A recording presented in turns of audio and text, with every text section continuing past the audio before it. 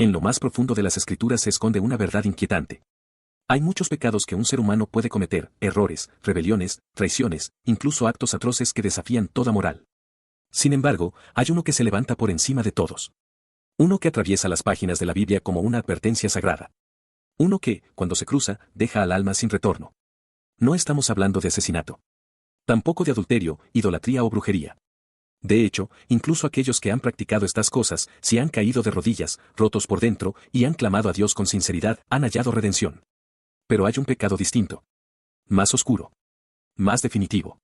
Un acto que, según las propias palabras de Jesús, no será perdonado ni en esta vida, ni en la venidera. Un pecado imperdonable. ¿Te has preguntado alguna vez si lo cometiste? Si sin saberlo cruzaste una línea invisible que selló tu destino espiritual. ¿O si alguien cercano a ti ya está en ese camino sin retorno? Quédate hasta el final, porque lo que descubrirás no solo traerá claridad, sino que puede marcar un antes y un después en tu relación con Dios. Y si valoras este tipo de enseñanzas, si estás buscando contenido que edifique tu alma y fortalezca tu fe en tiempos de confusión, te invito a suscribirte ahora mismo.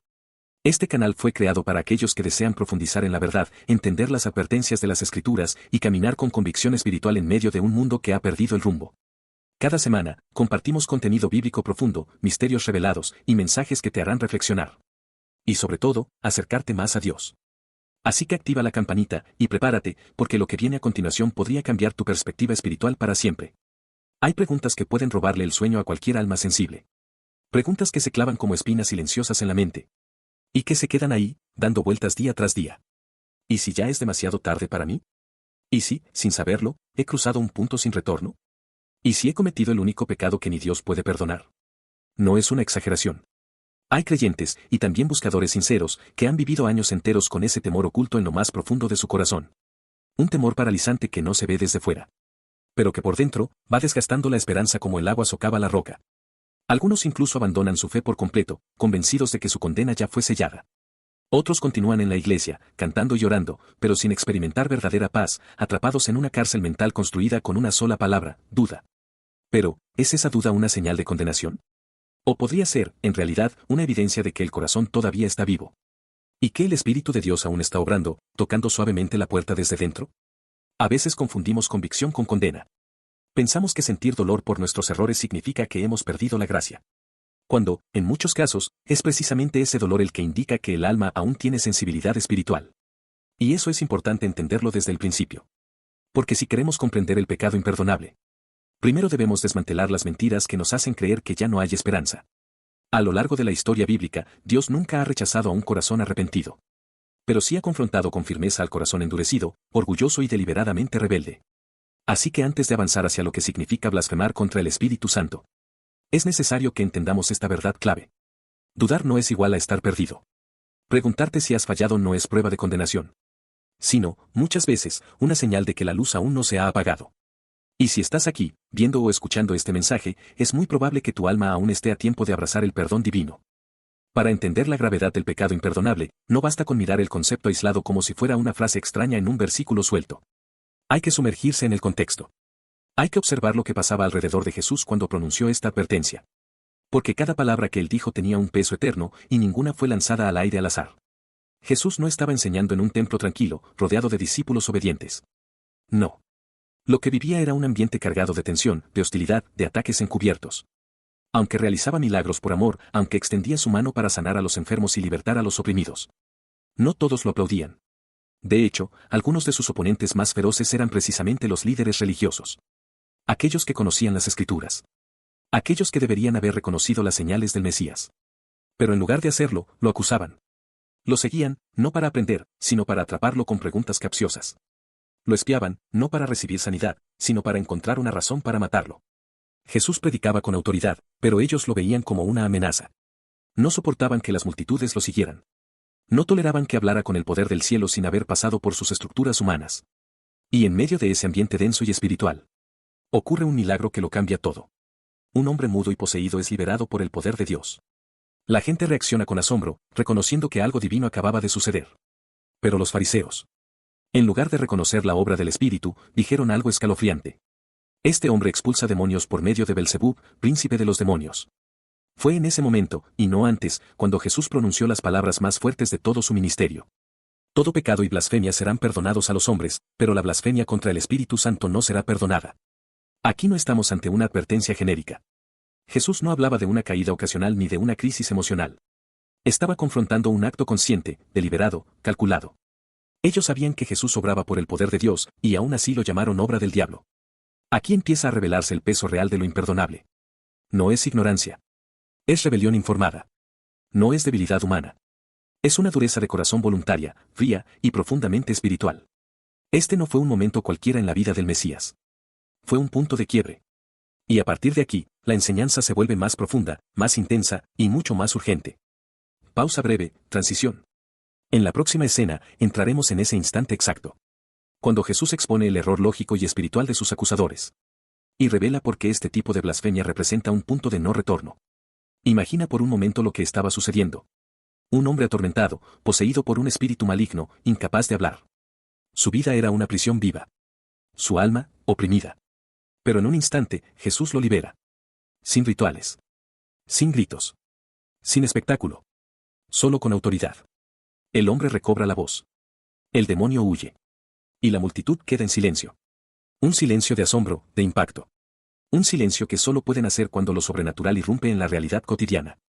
Y entonces, como un balde de agua fría sobre un fuego sagrado, se levanta la voz de los fariseos. Él no expulsa demonios por Dios, sino por Belzebub, el príncipe de los demonios.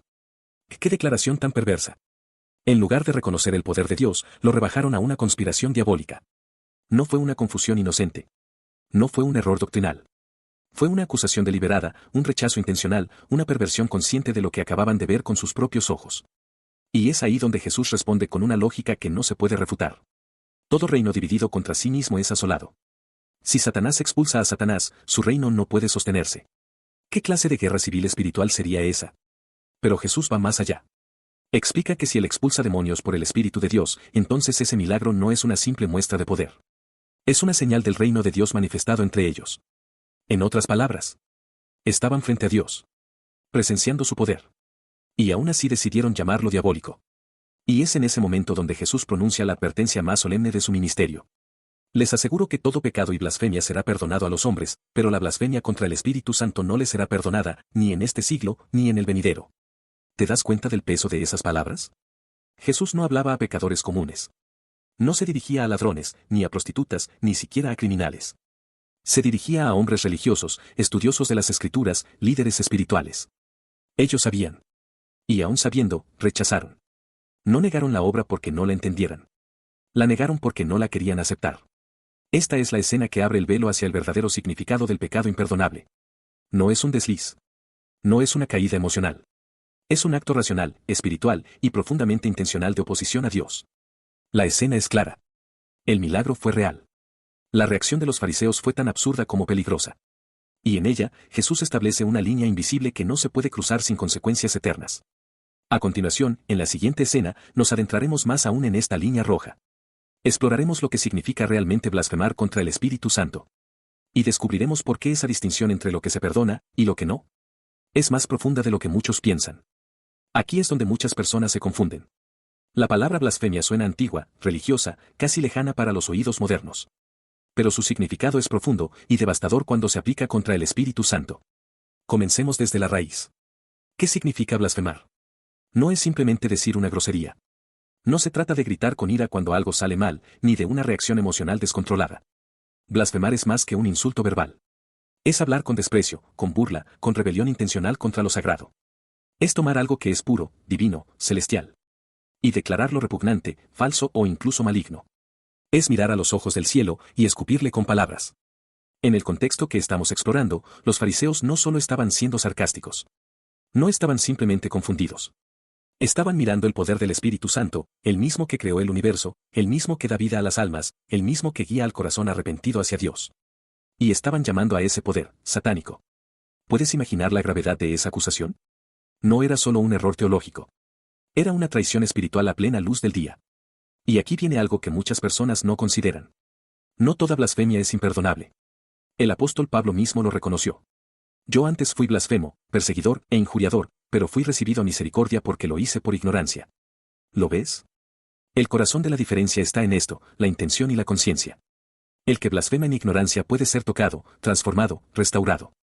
Pero aquel que con plena conciencia, tras haber visto y entendido la verdad, llama al Espíritu de Dios un demonio. Está rechazando no solo el mensaje, sino al propio mensajero. Está cerrando las puertas de su alma al único que puede abrirlas desde dentro. Porque el Espíritu Santo no es un actor secundario en la historia de la redención. Es quien convence al corazón. Quien revela la verdad de Cristo. Quien guía al arrepentimiento, consuela al afligido y transforma al perdido. Rechazarlo a Él no es como apagar una lámpara. Es romper el interruptor y arrancar el cable de raíz. Por eso Jesús dijo que todo sería perdonado. Menos esto. Porque este pecado no es una falta de bondad. Es una negativa a la gracia. No es una caída. Es una declaración de guerra al cielo mismo. Y cuando se llega a ese punto, cuando el corazón se ha endurecido tanto que el espíritu ya no puede entrar, el alma queda a la deriva. Sin rumbo. Sin redención. Ahora bien, ¿significa eso que el Espíritu Santo es distinto a Jesús? ¿Acaso no son ambos parte de la misma Trinidad? ¿Por qué Jesús dice que se puede blasfemar contra Él, pero no contra el Espíritu? Esa es la pregunta que responderemos a continuación.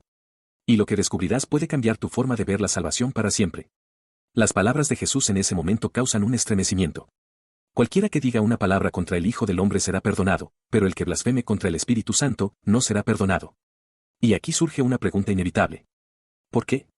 ¿Por qué puede ser perdonado aquel que habla contra Jesús mismo, el Hijo, el Mesías, el Salvador del mundo, pero no aquel que blasfema contra el Espíritu Santo? Después de todo, Jesús es Dios.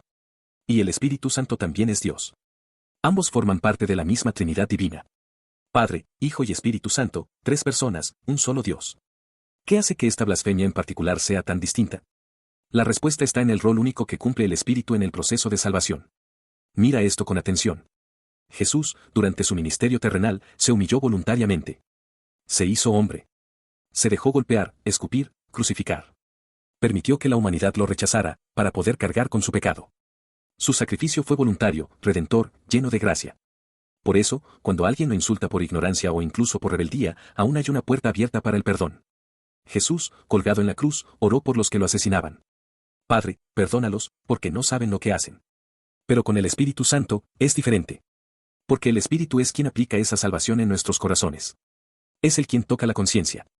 Quien despierta el alma dormida. Quien nos convence de pecado. Si rechazas al Espíritu Santo, no hay quien te convenza. Si lo acallas, lo apagas, lo desprecias, lo atribuyes al mal. Estás cerrando la única vía por la cual el perdón de Cristo puede alcanzarte. Es como si un náufrago empujara la única balsa que flota. Como si un prisionero negara la única llave que puede abrir su celda. No porque el perdón no esté disponible, sino porque el corazón ha rechazado por completo al único que puede traerlo. Jesús hace esta distinción no para asustar, sino para sacudir al alma que juega con la verdad como si fuera opcional. El Espíritu Santo no es un adorno espiritual. No es una sensación. No es una energía. Es una persona divina. Es Dios mismo. Y cuando alguien ha sido testigo de su obra, ha sentido su llamado, ha entendido su poder. Y aún así lo acusa de ser diabólico. Ha cruzado un umbral espiritual del que no se regresa fácilmente. Esa es la línea. Ese es el peso de esta distinción. Y por eso Jesús fue tan claro. No todo se puede tomar a la ligera. La ignorancia puede ser perdonada. El error puede ser corregido. Pero el rechazo obstinado y consciente de la obra del Espíritu no puede ser excusado. Y ahora que hemos entendido esta diferencia esencial, en la siguiente escena vamos a explorar qué hace exactamente el Espíritu Santo en el alma humana. Porque si vamos a entender la gravedad de blasfemar contra Él, primero debemos comprender el inmenso regalo que Él representa. Si vamos a entender la seriedad de rechazar al Espíritu Santo, primero debemos comprender quién es Él y qué hace por nosotros. Porque no se trata simplemente de una figura simbólica o de una fuerza espiritual lejana. El Espíritu Santo es una persona divina, activa, presente y profundamente comprometida con cada alma que desea salvación. Él no es un espectador de la historia redentora. Él es el gran protagonista detrás del telón. Es el que susurra a tu conciencia cuando haces lo incorrecto. Es quien te levanta cuando has caído, y quien revela que Jesús no es solo una figura religiosa, sino el Salvador viviente. Es el Espíritu quien guía al pecador al arrepentimiento. Él no solo señala el pecado, también ilumina el camino de regreso a Dios. Sin Él, ningún corazón puede volverse verdaderamente. Sin Él, ningún alma puede despertar de su letargo espiritual. Él es quien nos da vida espiritual, quien nos transforma desde adentro, quien nos sella como propiedad de Dios para la eternidad. En el Evangelio de Juan, Jesús promete que el Espíritu Santo nos enseñará todas las cosas y nos recordará todo lo que Él nos dijo. En otras palabras, el Espíritu es el que mantiene viva la verdad en medio del caos. Él es la voz que no grita, pero que nadie puede ignorar cuando habla al alma. Es como el viento, invisible, pero poderoso. Su presencia puede quebrantar a un corazón endurecido y restaurar a un espíritu destruido. En la carta a los Romanos, se nos dice que es el Espíritu quien da testimonio a nuestro espíritu de que somos hijos de Dios. Eso significa que sin Él, no sabríamos quiénes somos en Cristo. No conoceríamos nuestra identidad eterna. No podríamos experimentar la paz que sobrepasa todo entendimiento.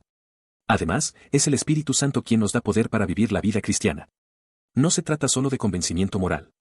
Es poder sobrenatural. Fuerza interior. Sabiduría divina. Es la unción que hace que las escrituras cobren vida, que la oración tenga sentido, que el perdón sea posible, y que el amor fluya incluso hacia quienes nos han herido. Por eso rechazar al Espíritu Santo es tan grave. No estás diciendo no a una doctrina. Estás rechazando a la persona que te está extendiendo la mano. Estás cerrando la única puerta que da acceso a la gracia. Y no porque Dios no quiera perdonarte, sino porque has rechazado el único canal por el cual ese perdón puede alcanzarte. El pecado imperdonable no es que Dios se niegue a salvarte. Es que el alma ha decidido cerrarse a la única luz que podía guiarla fuera de la oscuridad. Es como vivir en una casa en llamas, y cerrar la única ventana por la que aún entra aire. Eso es lo que el Espíritu Santo representa. No solo una opción, sino el aliento de Dios mismo que sostiene al alma y la guía al redil.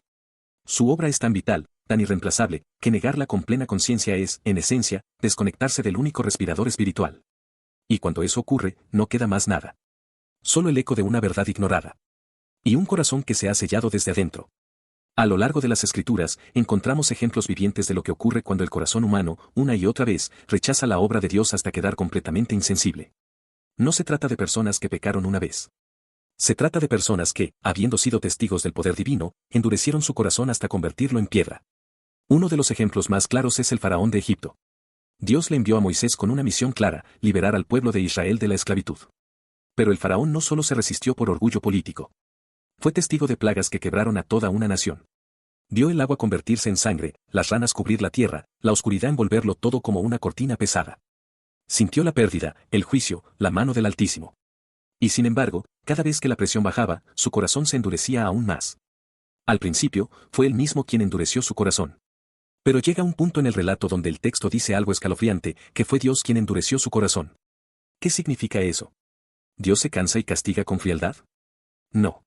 Lo que significa es que Dios confirmó lo que el faraón ya había decidido. Cuando alguien rechaza persistentemente la verdad, llega un momento en que la gracia deja de insistir. El corazón se convierte en monumento de su propia obstinación. Pablo, en su carta a los Romanos, lo explica de forma inquietante. Habla de personas que, habiendo conocido la verdad, la suprimieron. Que cambiaron la gloria del Dios incorruptible por imágenes, por mentiras, por placeres pasajeros. Y entonces Dios los entregó a una mente reprobada. Es decir, los dejó seguir su camino.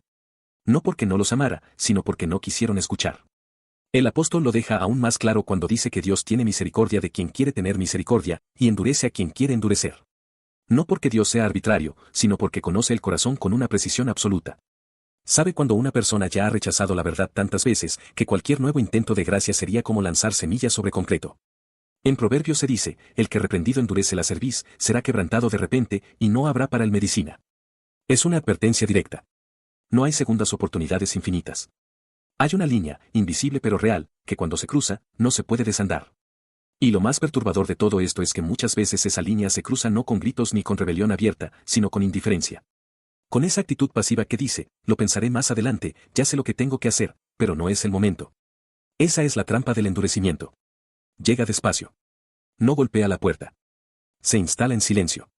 Por eso Jesús hablaba tan directo. Porque sabía que cuando una persona ve, oye, entiende y aún así dice no, está apagando la única lámpara que puede guiarla en la oscuridad.